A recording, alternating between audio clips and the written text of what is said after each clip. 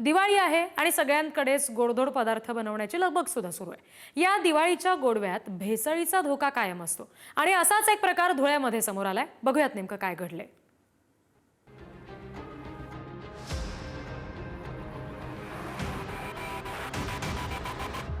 रबरासारखी दिसणारी ही जाळी दूध आहे असं सांगितलं तर तुमचा विश्वास बसणार नाही।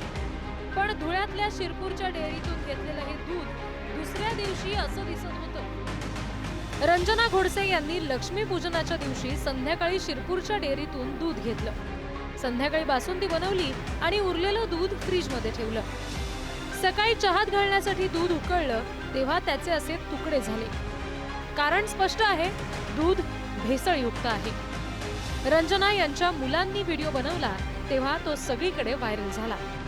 कुमार टेकवरून जमजम दूध डेअरीवरून आम्ही दूध आणलं होतं 21 तारखेला संध्याकाळी 5-6 वाजेला। त्यातून आम्ही संध्याकाळी अर्ध दूधचे 5 लिटर दूध होतं, त्याच्यामधून अर्ध दूधची आम्ही बासुंदी केली आणि अर्ध दूध फ्रीज मध्ये ठेवलं। सकाळी उठताना आमची आईने ते चहा ठेवण्यासाठी दूध गरम केलं तर ते दुधात हा प्रकार घडला। तर ते दुधामध्ये असं पूर्ण असं जमून गेलं। ते परत आम्हाला आमची आईने त्यांनी दाखवलं। आमच्याच घरी नाही, ते पूर्ण शिरपूर तालुक्यामध्ये प्रत्येकच्या घरात दूध दही वगैरे जाते, म्हणून हे सर्वांसाठी हानिकारक आहे। लहान लहान पोरं पण दूध पितात किंवा आजारी माणसं राहतात त्यांना पण आपण दूध वगैरे देतो। अखेर या व्हिडिओची दखल अन्न व औषध प्रशासनाला घ्यावी लागली। तातडीने नमुने घेऊन आता या दुधाच्या भेसळीची तपासणी केली जाणार आहे। सणासुदीच्या दिवसात दूध, खवा आणि मिठाईत भेसळीची शक्यता असतेच। FDA कडून तपासणी केली जात असली तरी भेसळखोर ग्राहकांच्या जीवाशी खेळणं सोडत नाही। नफ्यासाठी रासायनिक घटक किंवा पावडर मिसळून भेसळ केली जाते।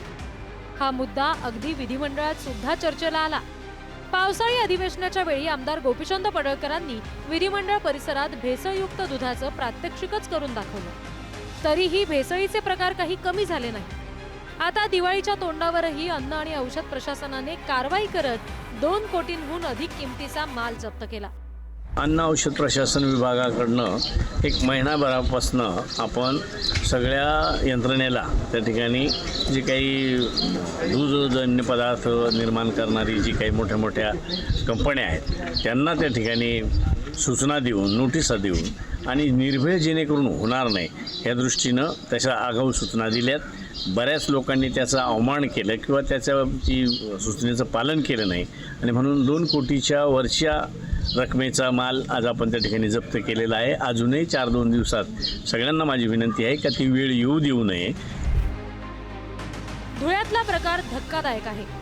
हे असलं दूध लहान मुलांना, आजारी माणसांना दिलं जातं तेव्हा त्यांच्यासाठी धोकादायक असतंच, पण असलं भेसळयुक्त दूध किंवा मिठाई सर्वसामान्यांच्या आरोग्यासाठी सुद्धा घातक ठरते।